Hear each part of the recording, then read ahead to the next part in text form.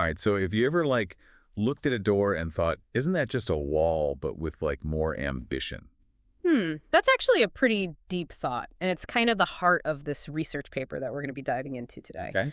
It's called Doors or Walls, a comprehensive analysis of handle-wielding barriers. Kitschy. So did they just sit around and think about doors and walls, or did they actually do stuff? They got their hands dirty. They did some pretty interesting experiments to test out this whole door versus wall idea. Okay, I'm intrigued.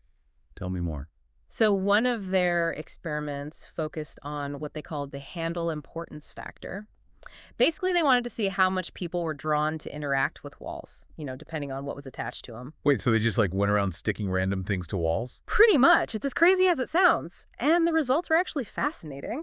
They found that when they attached handles, or even things that kind of look like handles, Like what? oh, like bananas even. Bananas. Yeah, bananas. So when they attached these things, people were way more likely to walk up to the wall and try to use it. That's wild. Yeah. So even a banana can make a wall feel more like a door. Exactly. It really shows you the power of symbolism and how even these tiny little details can totally change how we see and understand the world around us. That's so true. It's like our brains are just wired to look for those cues. Yeah. A handle's like a little sign that says, hey, you can use me. I'm not just a boring old wall. Exactly. Okay, so handles are important. Got it. But what about hinges? Do you need those to officially be a door? Can you have a sliding door that's like a rebel in the door world? That's a great question. The research didn't really talk about sliding doors specifically, but it did bring up this whole debate about whether a door even needs a hinge to be a door. Mm. They had this thought experiment where they were like, okay, imagine you attach a handle to a wall. Does it magically become a door just because it has a handle? Ooh, that's a good one. I mean, I've definitely seen those hidden door bookshelves that just blend right into the wall. Right. Are those doors in disguise? Or are they just walls with a secret? Where do you even draw the line? It's this weird mix of how things work and how we see them. If a wall does the job of a door, you can walk through it and it separates spaces. Right. Does it matter if it doesn't have a hinge? Is it still a door in your mind? This is getting deep. I'm already feeling my brain doing backflips. It's a lot to think about. So how did these researchers even study all this? Did they just stare at doors and walls all day? Well, aside from the whole banana on a wall experiment, they did get pretty creative. They even built this machine called the Door Punch 3000. They built a robot to punch doors.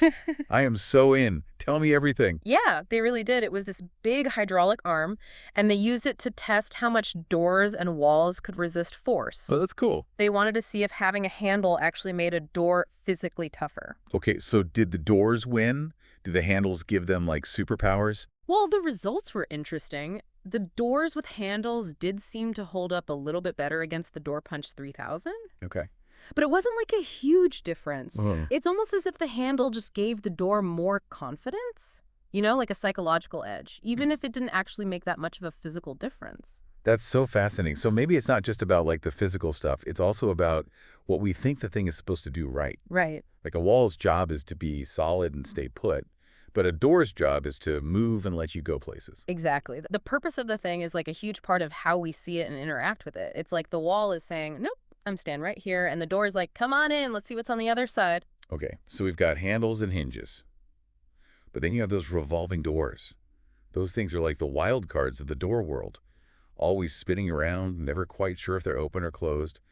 Are they even doors, or are they just confused spinning walls? Yeah. That's one of the most interesting points the research brought up. Revolving doors kind of mess with our whole idea of what a door is supposed to be. They're always in motion, always both open and closed at the same time. It's hard to put them in a box. It's they can't decide if they want to be a door or a wall. So they're just spin, spin, spin. Maybe no one will notice. Or maybe they're showing off.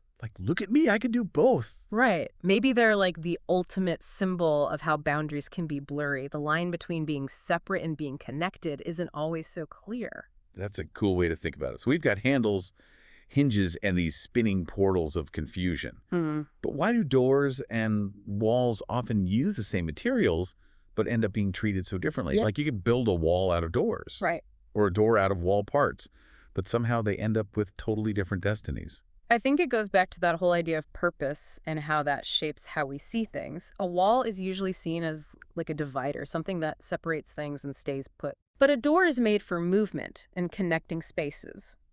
It's what they're meant to do that decides their fate. So it's all about mindset. Like, is a door just a wall? It's like, I want to be more than just a wall. I want to be a gateway to adventure. That's actually a really poetic way to think about it. Maybe adding a handle or a hinge is like a wall's way of saying, hey, I want to be more than just a barrier. I want to be a portal to something new. Whoa, we went from punching doors to, like, deep philosophical thoughts about their hopes and dreams. This deep dive is full of surprises. It really is. Makes you wonder if those plain walls, the ones without handles, are they just like a little jealous of all the doors getting to go places and see things? Right. Maybe they're just waiting for their chance to break free and become like gateways to adventure. Yeah. This whole doors and walls thing, it makes me think about those like metaphorical doors and walls we run into in life. That's a great connection. The researchers actually talked about that too. They said that the difference between a door and a wall, it isn't just about like what they're made of.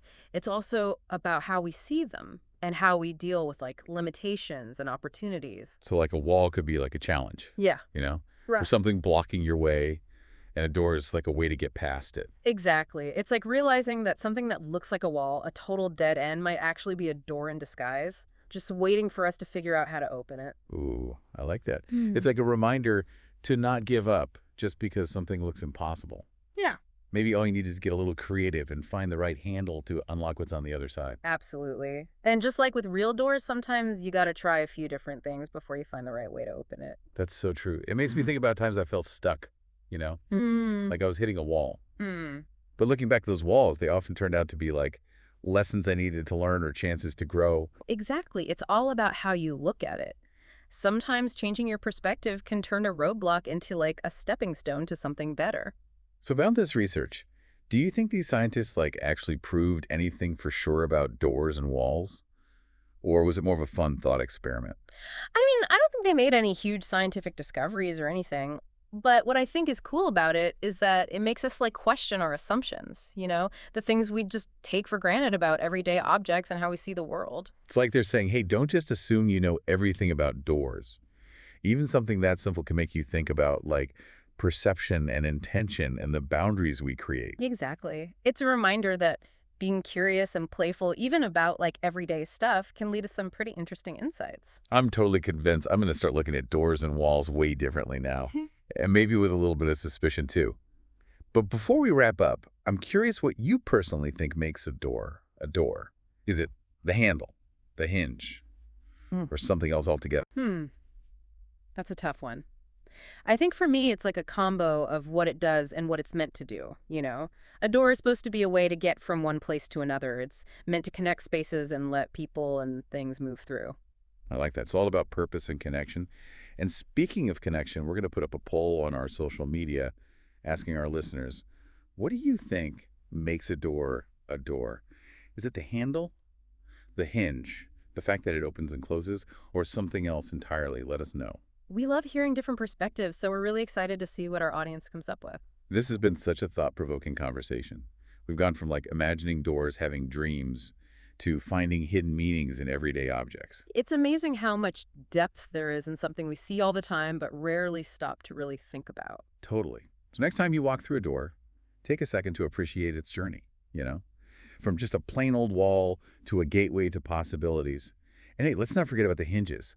Those little guys are like the unsung heroes of the door world. They don't get enough credit for making doors actually work. You're so right. Hinges are definitely the MVPs.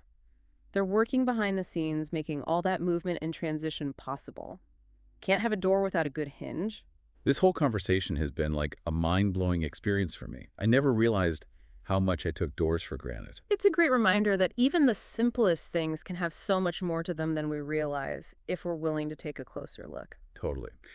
So what's the big takeaway for our listeners? What do we want them to think about when they walk through their next door? I think the most important thing is to never stop being curious. Keep questioning the world around you. There's always something new to learn, even in the most ordinary objects. And maybe those walls aren't so bad after all. Maybe they're just waiting for us to find the right handle or the secret passage that leads to something amazing. I love that idea. The next time you come up against a wall, think about the door. It might just be a matter of perspective, a little creativity, and a willingness to push those boundaries. That's a great thought to end on. Thanks for joining us on this deep dive into the surprisingly complex world of doors and walls. And don't forget to vote on our poll. We want to know what you think makes a door a door.